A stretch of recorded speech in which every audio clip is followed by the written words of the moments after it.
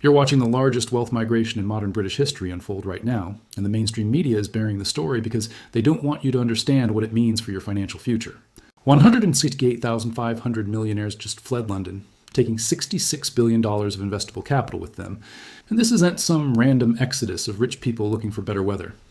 This is stage 3 of a 4-stage economic pattern that has destroyed every major empire in recorded history, and you need to understand that you are living through the exact same sequence right now. Let me be absolutely clear about something before we go any further. This is not a prediction. This is not speculation. This is mathematical certainty based on historical patterns that have repeated with clockwork precision for over 2,000 years. When Unilever, Shell, and BP quietly relocated their primary operations to America in 1949, they weren't making a business decision. They were reading the same economic signals that wealthy Romans read in 301 AD when Diocletian debased the currency. The same signals that German industrialists read in 1922 before the Weimar hyperinflation destroyed the middle class. And the same signals that Venetian merchants read in 1530s before Venice collapsed from a maritime superpower to a tourist attraction. The pattern is always identical. Stage 1 is currency debasement, where governments print money to cover debts they cannot pay. Stage 2 is asset inflation, where smart money moves into hard assets and real estate while wages stagnate. Stage 3 is the silent exodus, where the wealthy and the capital disappear to more stable jurisdictions. And stage 4 is economic collapse, where the remaining population discovers that their savings, their pensions, and their purchasing power have been systematically transferred to those who understood the pattern and moved first. You are currently living in the overlap between stage 3 and stage 4. And the 168,500 millionaires leaving London are not fleeing taxes. They are fleeing the mathematical inevitability of what comes next. Here's what the media won't tell you. When capital flees a jurisdiction at this scale, it creates a death spiral that becomes self-reinforcing. And once this spiral begins, there is no historical example of it being reversed without a complete economic reset. Those millionaires weren't just taking their personal wealth, they were taking the tax base that funds public services, the investment capital that creates jobs, the philanthropic donations that support institutions, and the consumption that drives local economies. London is now facing a $9.5 billion hole in its tax revenue, which means the government has exactly 3 options: cut services dramatically, raise taxes on the remaining population, or print more money to cover the shortfall. All 3 options accelerate the exodus, because cutting services makes the jurisdiction less attractive. Raising taxes gives more people reason to leave. And printing money triggers stage 1 of the pattern all over again at an accelerated pace. This is not theory. This is exactly what happened to Rome between 235 and 284 AD during the crisis of the 3rd century, when the wealthy patrician class abandoned Rome for provincial estates. The tax base collapsed. The government debased the currency by reducing the silver content of the denarius from 90% to less than 5%. And the empire entered a 50-year period of economic chaos that required Diocletian's complete restructuring of the Roman economy, which itself only delayed the inevitable collapse by another century. You need to understand that the same algorithm is running right now in the United Kingdom. And it's not running slowly. It's accelerating at a pace that should alarm anyone who understands basic mathematics. The millionaires aren't going to random locations. They're going to Dubai, Singapore, Monaco, and Switzerland, which are the modern equivalents of the safe havens that have absorbed capital flight during every previous iteration of this pattern. Dubai has positioned itself as the new London by offering zero income tax political stability and a business environment that actively welcomes capital, which is why it has become the fastest growing wealth hub in the world, absorbing over 72,000 millionaires in the last 3 years alone. Singapore has done the same thing in Asia, creating a jurisdiction with rule of law, property rights, currency stability, and tax efficiency that makes it a magnet for Asian wealth, in exactly the same way that Switzerland absorbed European wealth during both world wars and every European crisis since. This is not about taxes alone. This is about wealthy individuals reading the same economic indicators that you should be reading and making the rational decision to preserve their capital before stage 4 arrives. And the fact that they are moving in these numbers tells you everything you need to know about what they see coming. Let me give you the numbers in terms you can actually understand, because when economists talk about trillions of dollars in debt, your brain can't process what that means for your personal financial situation, and that's exactly how governments want it. The United Kingdom currently has a national debt of £2.7 trillion, which is approximately 98% of GDP, and that number is accelerating because the government is running a deficit of over £130 billion per year. Think about this in personal terms. If you made £50,000 per year and you had £49,000 in credit card debt, and you were adding £600 and £500 to that debt every single year, You would understand that you are in a death spiral where the interest on your debt will soon consume all of your income, leaving nothing for actual living expenses. That is the exact situation the UK government is in right now. Except they have one option you don't have. They can print money to service the debt, which is precisely what they're doing through quantitative easing and what they call monetary accommodation, which are just sophisticated terms for currency debasement. When you print money to pay debts, you are not eliminating the debt. You're transferring the cost of that debt to everyone who holds your currency through inflation, which is a hidden tax that most people don't understand until their purchasing power has already been cut in half. The people fleeing London understand this with perfect clarity, which is why they're moving their assets into jurisdictions with harder currencies, better property rights, and governments that are not yet in the terminal stage of the debt cycle. And they're doing it right now while you're being told everything is fine. Here's the part that should terrify you. The exodus isn't slowing down, it's accelerating. And the acceleration itself is the signal that we are approaching the inflection point between stage 3 and stage 4. In 2022, the UK lost 12,000 millionaires. In 2023, that number jumped to 28,000. In 2024, it exploded to 168,500. That is a 600% increase in the rate of capital flight in just 2 years. And that kind of exponential curve is not a trend, it's a stampede. When capital stampedes, it's because the smart money has done the math and realized that the window for orderly exit is closing, and they need to move before everyone else figures it out and the exit becomes disorderly. This is exactly what happened in Venezuela between 2013 and 2017, when the wealthy started leaving quietly. Then the exodus accelerated.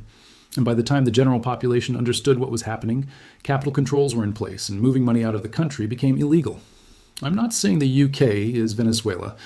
And what I'm saying is that the pattern of capital flight acceleration is identical, and the mathematical endpoint of that pattern is always some form of capital controls, because governments facing capital flight always reach the same conclusion. If we can't keep the capital here voluntarily, we'll keep it here by force. You need to understand that capital controls are not some dystopian fantasy.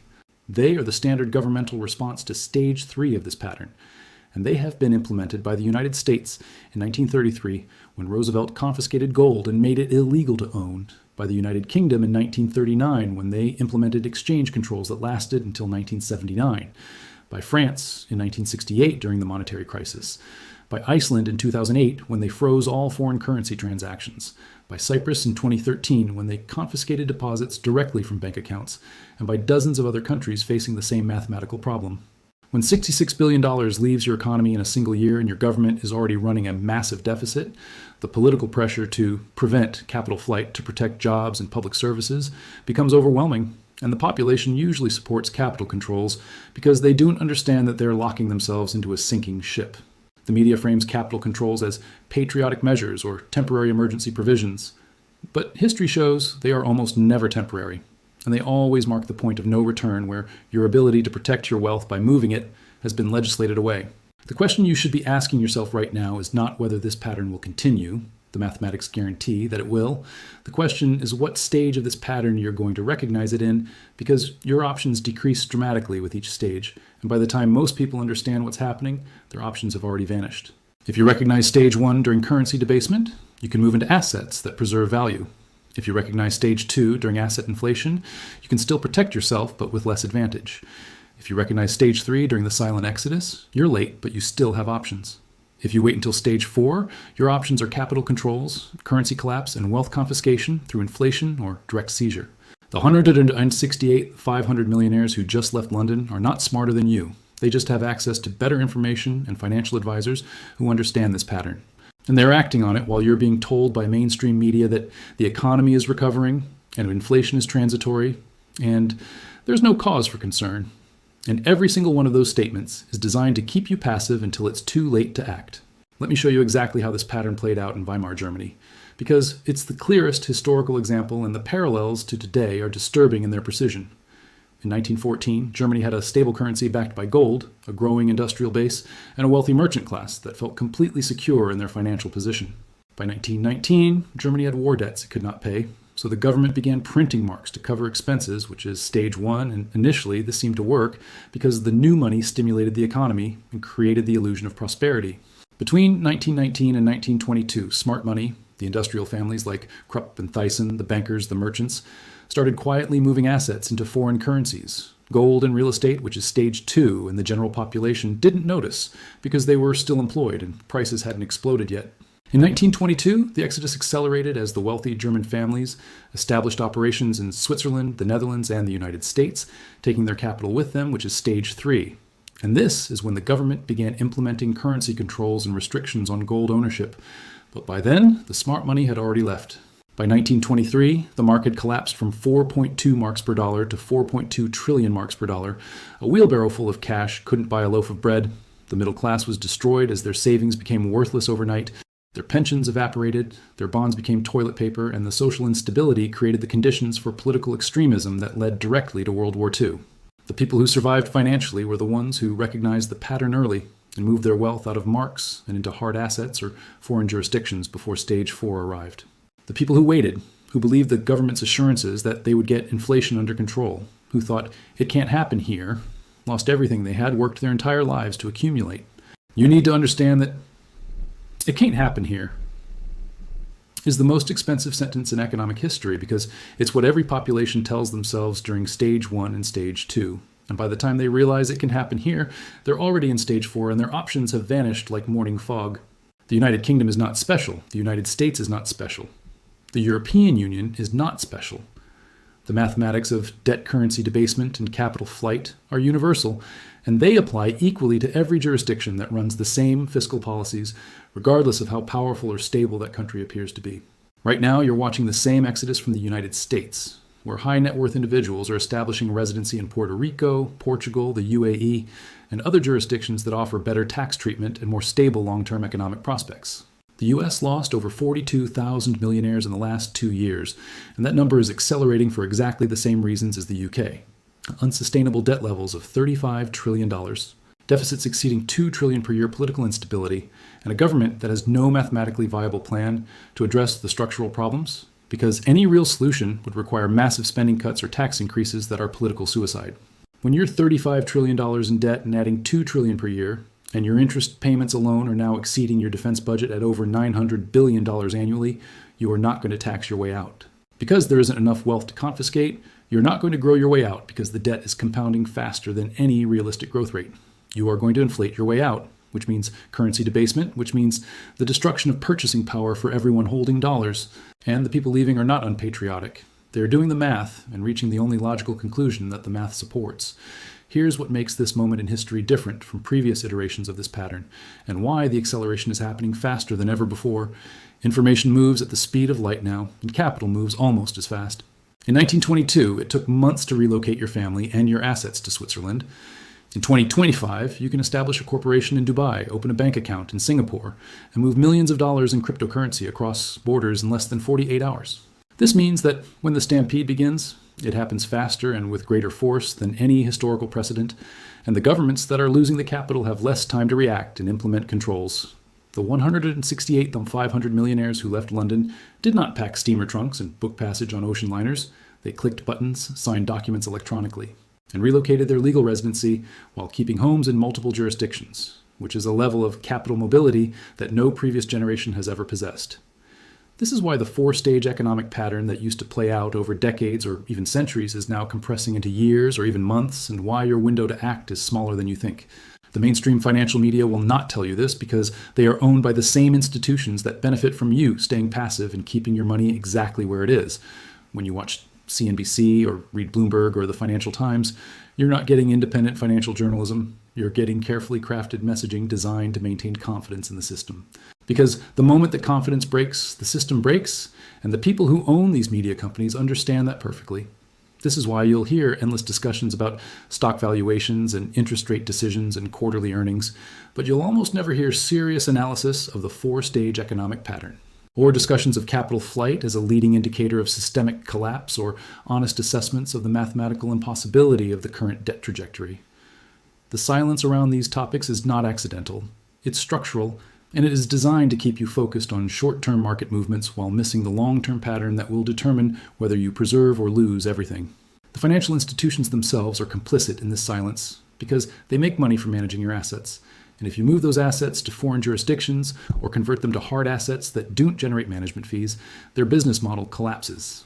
Your financial advisor at the major bank is incentivized to keep you invested in their funds, their bonds, their products, because that's how they earn their living, and they will genuinely believe they're giving you good advice when they tell you to stay calm and stay invested.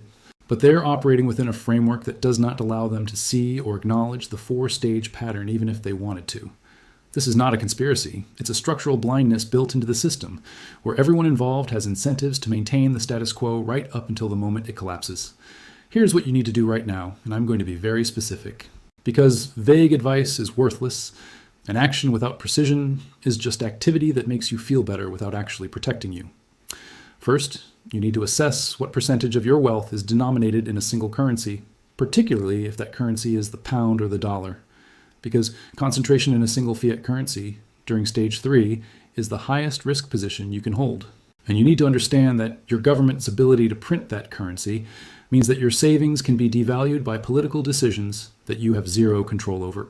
If more than 70% of your wealth is in a single currency, you are taking a bet that the four-stage pattern will not apply to your jurisdiction.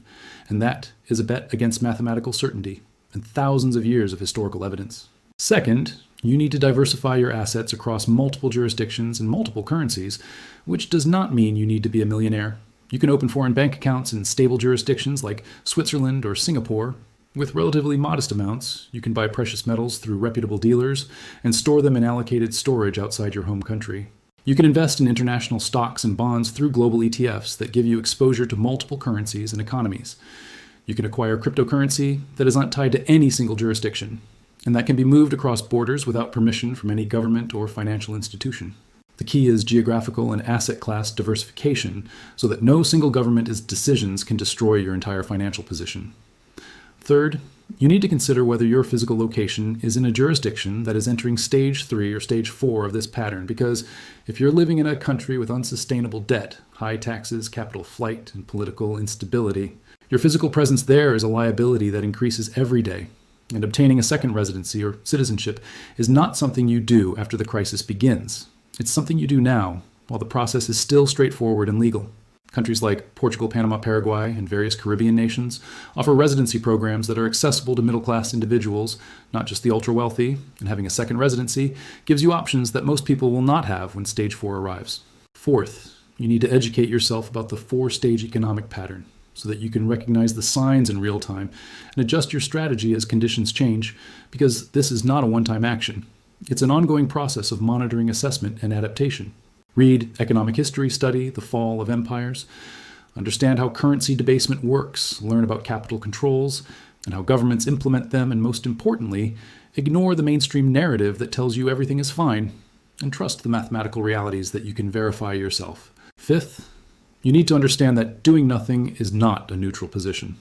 Doing nothing means you are betting that this historical pattern, which has played out hundreds of times over thousands of years across every civilization that has ever existed, will somehow not apply to you, and that is not a rational bet based on evidence. It's wishful thinking based on normalcy bias, which is the psychological tendency to believe that because something has always been a certain way in your lifetime, it will continue to be that way forever, and that bias has destroyed more wealth than any market crash in history. The window for taking action is not closed, but it is closing. And it closes faster every time another 10,000 millionaires leave, every time the government announces another stimulus package funded by printed money, every time the deficit grows by another 100 billion, and every time the printing presses run for another day. You cannot stop this pattern. Governments will continue to spend money they don't have because that's what keeps politicians in power. Central banks will continue to print money to cover those debts because that's their mandate when governments cannot pay. Wealthy individuals will continue to move their capital to safer jurisdictions, because that's what rational economic actors do when they see the pattern, and the mathematical consequences will continue to compound according to the laws of mathematics, which do not care about your politics or your hopes or your belief that your country is different. What you can do is understand where you are in the pattern and position yourself accordingly, because the difference between recognizing stage 3 and waiting until stage 4 is the difference between preserving your wealth and your family's financial future and losing everything you've worked for. The 168 T500 millionaires who just left London are not reading different economic data than you have access to. They're just interpreting it correctly and acting on it, while most people are distracted by political theater and celebrity news. And you can do the same thing if you're willing to look past the mainstream narrative and acknowledge what the mathematics are telling you with absolute clarity. This is not about pessimism or optimism. This is about pattern recognition and mathematical certainty. And the pattern is screaming that the silent exodus is not an isolated event, but a symptom of late-stage economic decline that always precedes collapse in every historical example we have. Your government will not warn you because warning you would trigger the very panic they're trying to prevent. Your media will not warn you because maintaining confidence is more important to them than protecting your wealth. Your financial advisor, who works for a major bank, will not warn you because their institution benefits from you keeping your money in their system, where they can collect fees and use it for their own purposes. And your friends and family will not warn you because most of them don't understand the pattern and will think you're crazy for even suggesting that modern developed countries can experience the same fate as historical empires. The only person who will protect your financial future is you. And the only time to do it is before everyone else reaches the same conclusion and the exits become crowded, because once the stampede begins, in earnest, governments implement capital controls, banks restrict withdrawals. Currency exchanges are suspended, and your options evaporate overnight, just like they did in Cyprus in 2013, when people went to bed with money in their accounts and woke up to find that the government had confiscated it directly to save the banking system. The historical precedent is overwhelming. Every single empire that has followed this four-stage pattern has collapsed. Every single population that ignored the warning signs during Stage 3 suffered catastrophic wealth destruction in Stage 4. And every single government that promised this time is different was proven wrong by the mathematics. Rome collapsed, Venice collapsed, Spain collapsed. After its New World, gold influx ended, the Dutch Republic collapsed, the British Empire collapsed, Weimar, Germany collapsed, the Soviet Union collapsed. Argentina has collapsed multiple times. Venezuela collapsed, Zimbabwe collapsed, and dozens of other examples throughout history all followed the same pattern with the same outcome. The question is not whether this pattern will continue. The question is whether you will recognize it in time to protect yourself and your family, or whether you will be one of the millions who look back in 5 or 10 years and say, I saw the signs, but I didn't think it would actually happen. Stage 4 is coming, not as a possibility, but as a mathematical certainty. And the only question is whether you'll be watching it happen to others because you understood the pattern and positioned yourself accordingly, or whether you'll be living through it yourself because you believed the reassurances and did nothing while you still had time.